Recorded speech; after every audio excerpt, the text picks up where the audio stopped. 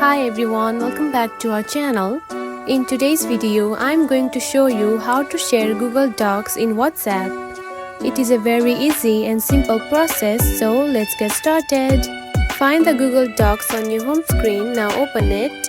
Now choose one document that you want to send.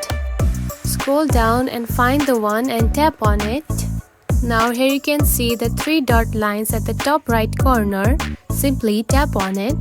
Then here you can find the option of share and export. Go ahead and select it. Then here you can find the option of send a copy. Now tap on it. After a few seconds it will take you here. Now scroll to your right until you find the option WhatsApp. Now simply tap on to the WhatsApp button.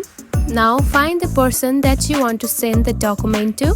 Simply select the one person and tap on to next. Then tap on to send. Now you can see the document has been sent to the WhatsApp.